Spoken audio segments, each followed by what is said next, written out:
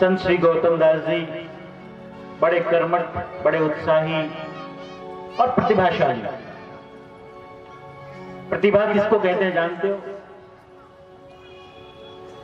प्रतिभा उसे कहते हैं जिसमें नए नए कार्य करने की क्षमता हो, कल्पना हो। इसलिए संस्कृत में कहते हैं नव नवोन्मेषशालिनी बुद्धि प्रतिभा,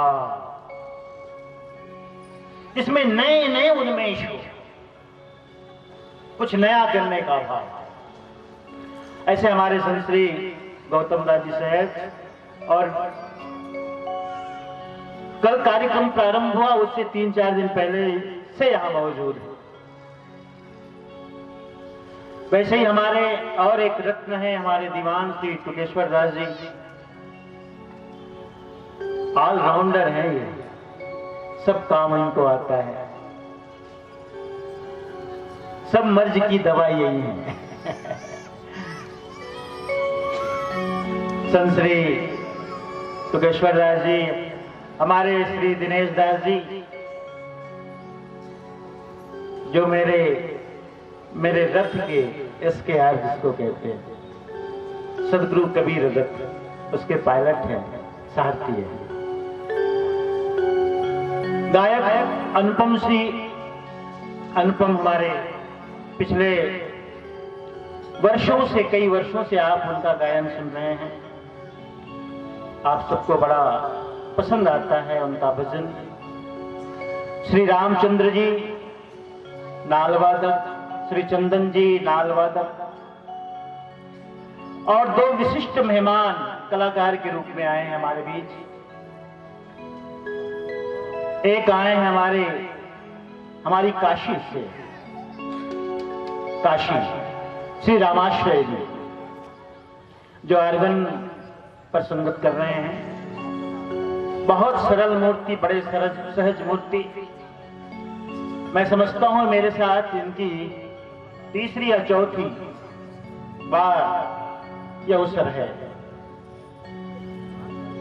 और जब भी मैं इन्हें निवेदन करता हूं सहर्ष स्वीकार करते हैं और अपना बहुमूल्य समय प्रदान करते हैं। और बिहार से हमारे बीच रामविलास जी हैं,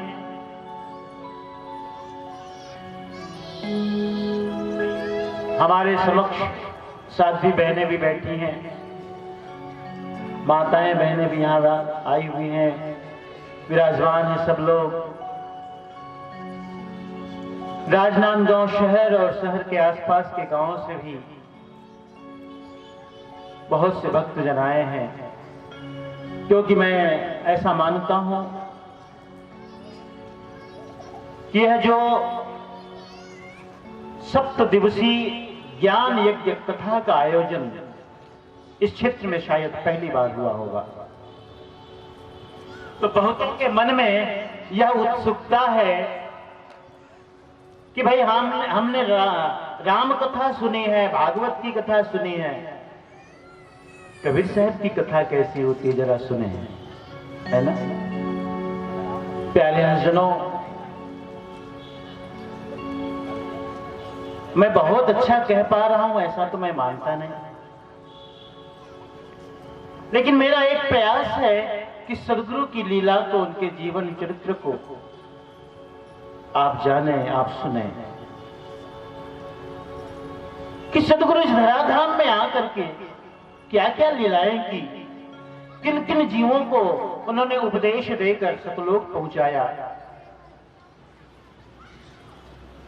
जिनके जीवन में उसने अपनी कृपा बरसाई, सन्मार्ग में लाया।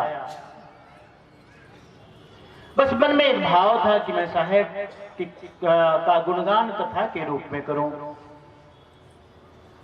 कल भी मैंने यही कहा था, भक्ति के बिना जीवन अधूरा है। सिर्फ ज्ञान से बात नहीं बनती। तो यह जो आयोजन हुआ है, ये हमारे राजनांदगांव शहर के सब समिति के लोग मिल करके एक सदगुरु कबीर चरितम कथा आयोजन समिति महामहोत्सव सब मिलकर के इस रूप में इसका आयोजन किया गया है। कल मैंने बताया था, देखो इसमें किन किन संस्थाओं का योगदान है। सदगुरु कबीर करुणामय सेवा संस्थान एवं महिला ग्रंथ भजन मंडली शंकरपुर, आमीन माता महिला मंडल एवं कबीर सैनिक कुटेरी, सदगुरु कबीर सत्संग समिति पाररी कला, सदगुरु कबीर सत्संग समिति मोहड़, सदगुरु कबीर सत्संग समिति नंदई राजनांदगांव, श्री सदगुरु कबीर साहेब समिति कबीरधाम गोकुल नगर पुलगांव,